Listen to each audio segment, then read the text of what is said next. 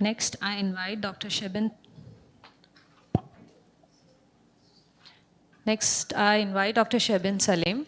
She is a consultant in Department of Oculoplasty, Giridhar Eye Hospital.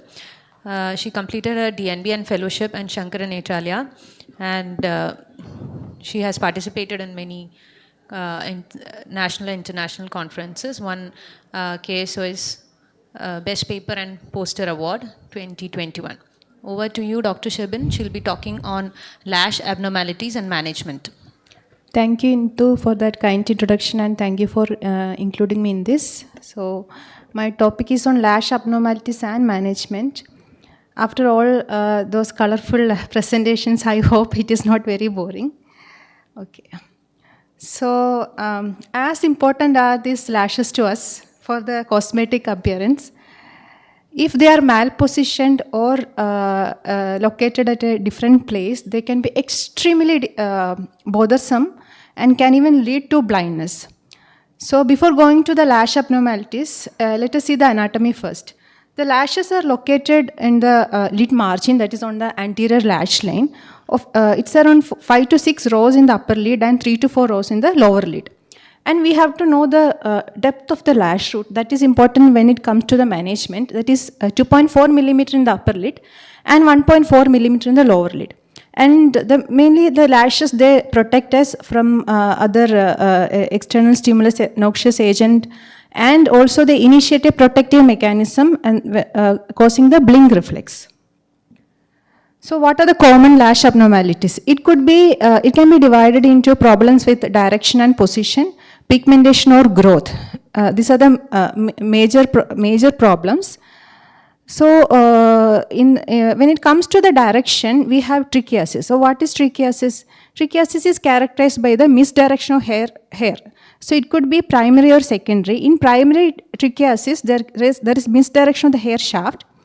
In secondary trichiasis, there is normal orientation of the hair shaft, but because of the abnormal positioning of the lid, that is because of the endopion, there is misdirection. Then we have dystrichiasis. It is characterized by an abnormal row of lashes. So this is a patient with dystrichiasis. We can see that abnormal row of lashes that is located just behind the meibomian gland orifices. So it can be located anywhere else also. When it comes to pigmentation, we have the poliosis, where there is loss of pigmentation of the lashes. And in terms of growth, we have hypotrichosis. It is a generalized term that denotes generalized reduction in the number or density of the hair anywhere in the body. When it comes to the lid alone, we call it milphosis. Medrosis denotes both loss of lashes as well as eyebrows. Then we have hypertrichosis and trichomegaly. Hypertrichosis is more a generalized term. Trichomegaly is when there is increased lash length, curl, stiffness, pigmentation or thickness. Dystrichiasis again could be either congenital or acquired. In congenital, there is differentiation of pilosebaceous units into lashes instead of the meibomian gland. Acquired dystrichiasis usually occurs in case of chronic inflammation, usually following Stevens-Johnson syndrome, ocular cicatricial pemphigoid, chemical injury, thermal injury, where there is metaplasia of the meibomian glands into pilosebaceous units. It could be either isolated or syndromic also. Syndromic, it is associated with autosomal lymphedema dystrichiasis syndrome, mandibulofacial dystonia, and Setley syndrome, which is an ectodermal dysplasia. And this is another condition, that is lash ptosis. It usually coexists with the congenital and acquired blepharoptosis, but this can be also seen in cases of floppy eyelid syndrome, leprosy, facial nerve palsy, and also in case of dermatochalasis with an anterior lamellar slide. So this is caused by anatomical changes in the orbicularis, oculi, Raylan's muscle and tarsal plate. Most of the patients complain of this as a cosmetic abnormality, but then again, if the lashes are very thick, can even cause upper visual field restriction. The treatment is anterior lamellar repositioning. Then I will be mainly concentrating on trichiasis and dystrichiasis. So what are the etiologies? It could be blepharitis, trachoma, chemical burns, thermal burns, any trauma, lid margin scar following trauma or surgery, ocular cicatricial pemphigoid, Stevens-Johnson syndrome, and post-irradiation.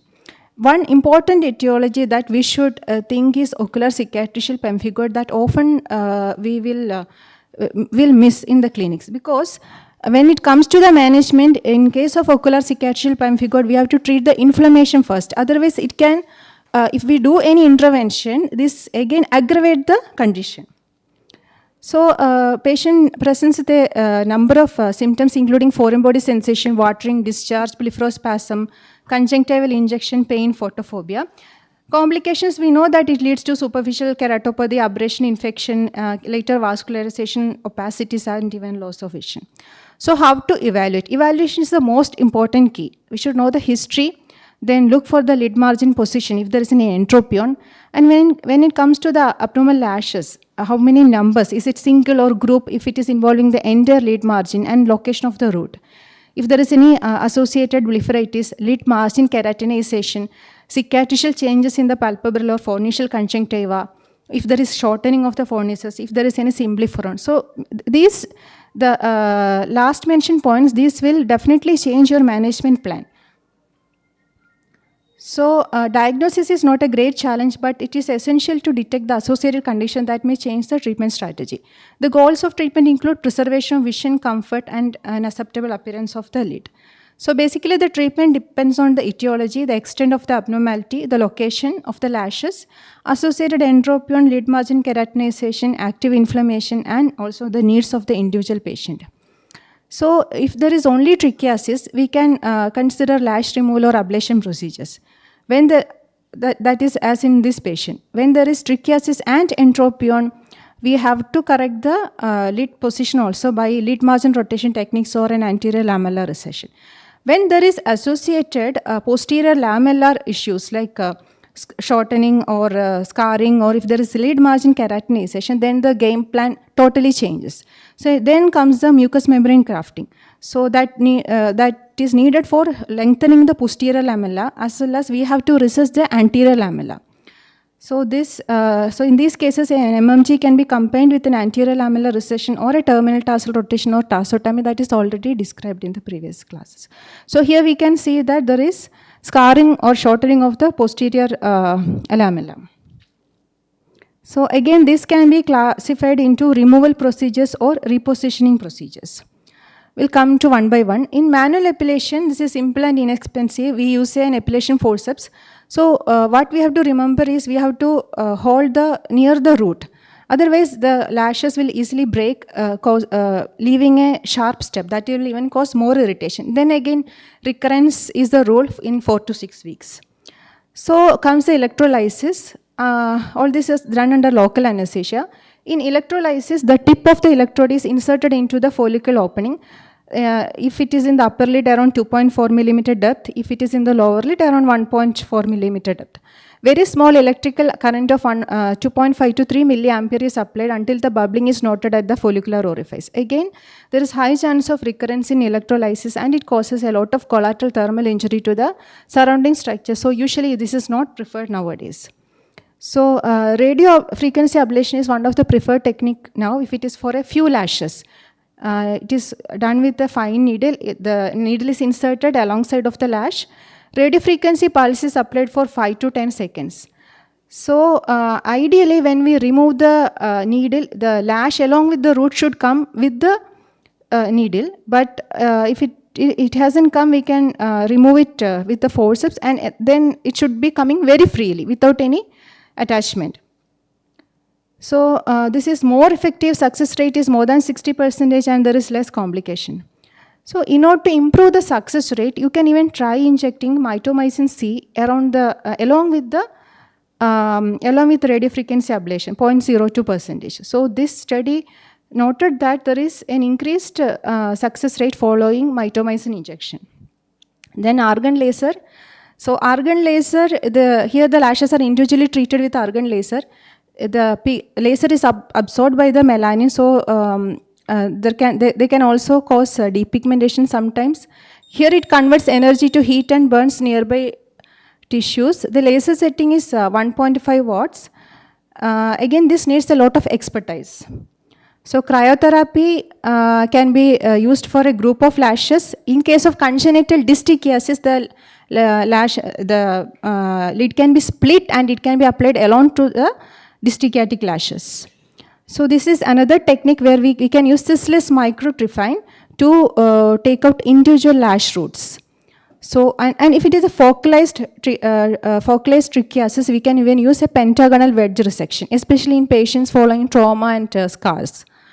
So, this I'm not going into detail, already described.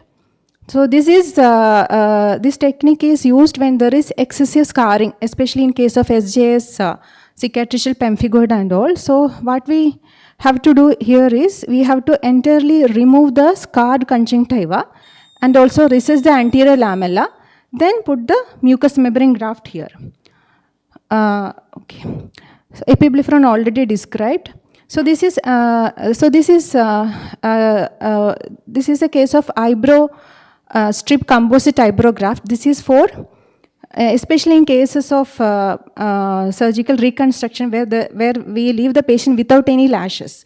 So here care should be taken to exactly adjust the orientation of the lash direction. So here we can see the patient with elongated lashes. Of course, we have to trim it. Then one last important point, when we are giving all these prostaglandin analogs that are available over the counter nowadays, we have to think of prostaglandin associated periorbitopathy. So these products are there available for hypotrichosis and to increase the pigmentation thickening of the lashes. So this is one side effect that we have to think. So to take home message is appropriate treatment is selected for the specific problem at hand. Thank you.